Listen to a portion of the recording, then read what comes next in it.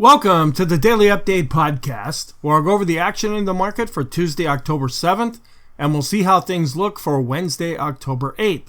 Going over the market action on Wednesday, one milestone was that gold has now surpassed $4,000 per ounce for the first time ever.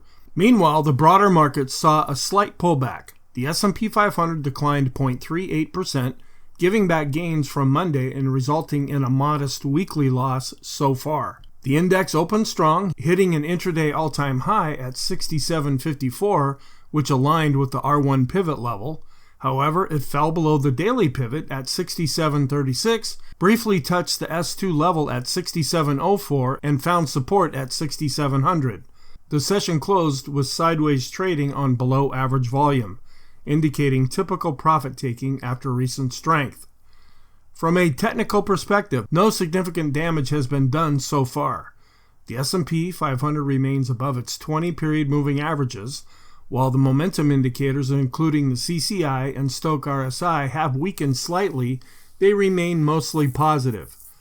The Aroon indicator even showed increased buying pressure despite the down day. Sector performance told a nuanced story. Declines were broad-based, with megacaps, tech, and small caps underperforming. Defensive sectors, including staples, utilities, and even financials, held up relatively well, suggesting a rotation toward value. On the economic front, consumer credit data surprised to the downside by rising just $0.4 billion against expectations of a rise of $13.1 billion. This points to growing economic caution among consumers. Meanwhile, the trade balance report was delayed due to the ongoing government shutdown. Interest rates provided some relief, with the 10-year Treasury yield dipping to 4.13% from 4.16%. However, the dollar did advance and may have added some pressure. Geopolitical tensions, including developments in the Middle East and Russia and Ukraine, along with the government shutdown, had minimal impact on the markets. Market sentiment cooled slightly, dropping to a neutral reading of 53 from being positive at 57. We've been seeing mixed momentum since the beginning of August, with signs of rotation into defensive sectors. AI-driven stocks and the Magnificent Seven continue to fuel earnings growth, while small caps remain volatile. Looking ahead to Wednesday, October 8th, investors should brace for potential volatility.